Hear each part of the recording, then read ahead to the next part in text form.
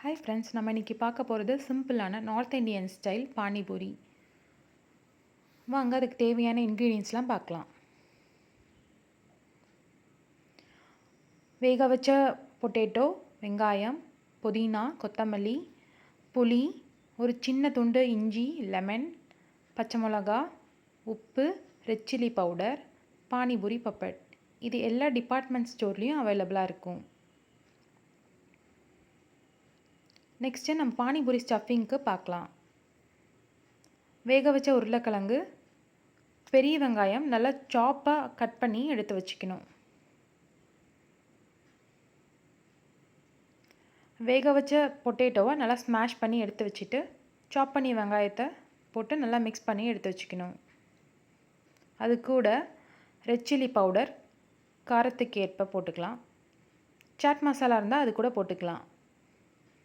அப்புறம் தேவையான அளவு உப்பு, லைட்டாக உப்பு,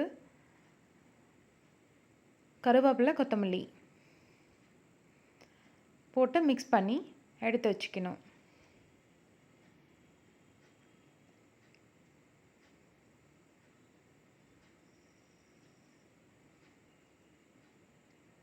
இப்போ பானிபூரி ஸ்டஃபிங்க்கு ரெடி ஆயிடுச்சு. இப்போது நம்ம சைடில் எடுத்து வச்சுக்கலாம். இப்போது பானிபூரி ரசம் எப்படி செய்கிறதுன்னு பார்க்கலாம். ஒரு பெரிய சைஸ் லெமன் அளவுக்கு புளி எடுத்து அதை நல்லா தண்ணியில் கரைச்சி எடுத்து வச்சுக்கணும்.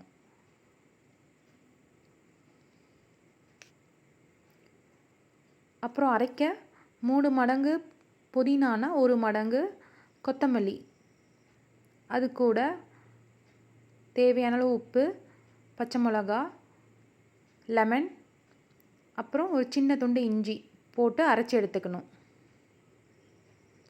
நல்லா பேஸ்ட் மாதிரி அரைச்சி நம்ம முன்னாடியே கரைச்சி வச்சுருந்த புளி தண்ணி கூட சேர்த்துக்கலாம்.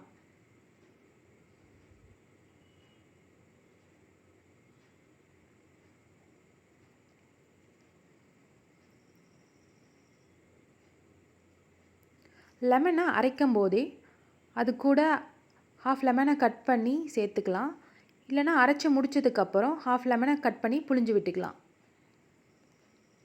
உப்பு இல்லைன்னா உப்பு போட்டுக்கலாம். நல்லா தண்ணி மாதிரி கரைச்சி எடுத்துக்கணும். கரைச்சி எடுத்து எல்லாமே நல்லா வடிகட்டிடணும்.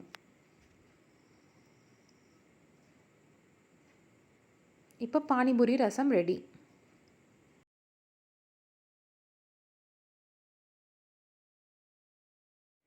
இப்போ பானிபூரி நம்ம பொரிச்சு எடுத்துக்கலாம். நல்லா சூடான எண்ணெயில் பொரிச்சு எடுத்துக்கலாம்.